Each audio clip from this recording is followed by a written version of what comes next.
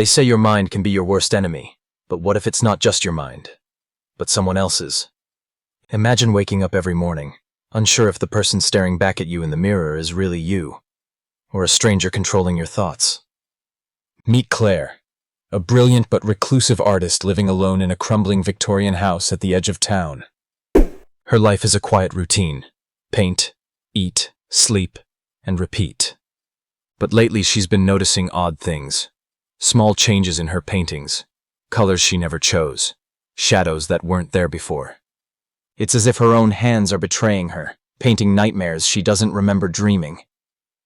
One night, a storm rages outside, and Claire's power flickers. In the flickering candlelight, she sees a figure standing behind her reflection in the mirror, a dark silhouette with no face.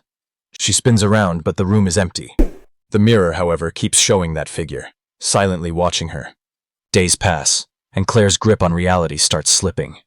She finds strange notes scattered around her house, messages in her handwriting, but she has no memory writing them. "You're not alone," one note reads. "We share your mind." Terrified, Claire sets up a camera in her studio.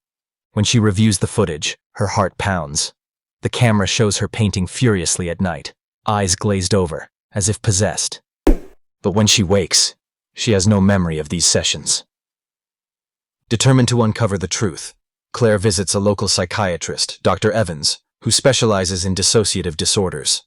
He listens carefully and suggests that perhaps Claire is experiencing a fractured identity, a split within her mind manifesting as these terrifying episodes. Back at home, Claire tries to confront the entity she believes is invading her thoughts. She stares into the mirror, demanding it to show itself. The reflection warps, revealing not just a figure, but a twisted version of herself, smiling cruelly, eyes black as voids. The reflection whispers, "I am you, but the part you hide." Panic-stricken, Claire smashes the mirror. Glass shards scatter across the floor, but the room feels heavier, darker, as if breaking the mirror only freed the entity from one prison to another. In the following days, Claire's behavior becomes erratic. She talks to herself in voices that aren't hers, laughs at things no one else can hear. Her friends stop visiting, fearing for her sanity. One evening, she finds herself drawn to the attic, a place she's avoided since moving in. There, she discovers an old journal belonging to the house's previous occupant, a man who claimed his own mind was invaded by a shadowy presence, driving him to madness and violence. Reading the journal, Claire realizes the entity is not just a figment of her imagination, but a parasitic consciousness that feeds on fractured souls. It survived through the house for decades, jumping from one victim to the next. Faced with this horrifying truth, Claire must make a choice: surrender and let the entity consume her completely, or fight to reclaim her mind, risking permanent destruction. In a final desperate act, Claire records a message on her phone, confessing everything, hoping someone will find it if she disappears. She then confronts the entity one last time, speaking aloud, "You can have this body, but you'll never have my soul." The screen fades to black. The next morning, neighbors find Claire's house abandoned, the front door swinging open. Inside, only the shattered mirror and her paintings remain, each one darker, more twisted than the last, depicting a face with hollow eyes that seemed to follow you. Was Claire ever truly there? Or did she become the entity she fought against? The recordings she left behind end abruptly, with only one chilling sentence echoing. "Sometimes the scariest monsters live inside us, waiting to be set free." But the story doesn't end there. Weeks later, a new tenant arrives at the Victorian house, unaware of its dark history. The realtor had glossed over the previous occupant's sudden disappearance, chalking it up to a relocation. The house, with its peeling paint and creaking floors, seemed perfect for someone looking to escape the chaos of city life. The new resident, a young writer named Ethan, is drawn to the eerie charm of the place. He sets up his typewriter near the large bay window overlooking the overgrown garden. But soon, Ethan notices strange occurrences, whispers echoing through empty rooms, fleeting shadows darting just beyond his vision. One evening, as rain pelts the windows, Ethan finds a hidden compartment beneath the floorboards in the attic. Inside lies a bundle of yellowed letters and the torn remnants of Claire's journal. He reads, fascinated and disturbed by her accounts of the entity that haunted her mind. Ethan starts experiencing vivid nightmares, Visions of a woman with hollow eyes and a smile that chills his soul.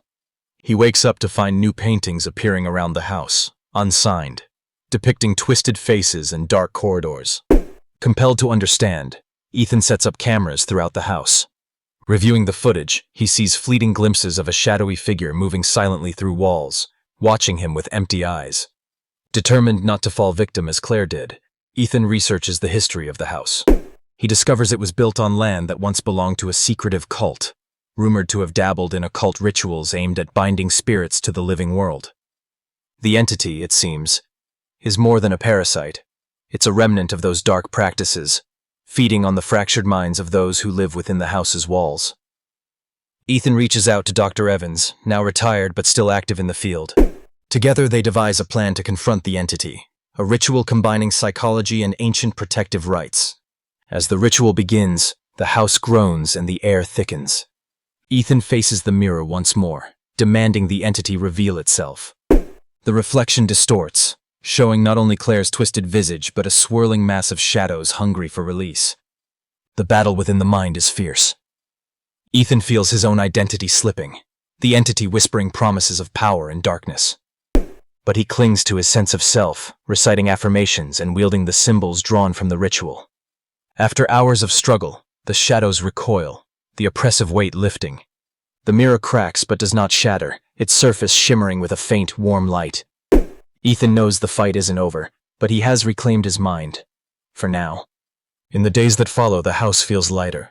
The twisted paintings vanish, replaced by calm landscapes painted by Ethan himself. Yet, in the back of his mind, he senses the entity waiting, biding its time. For some monsters, the battle is eternal, and the mind is a battlefield where the war never truly ends.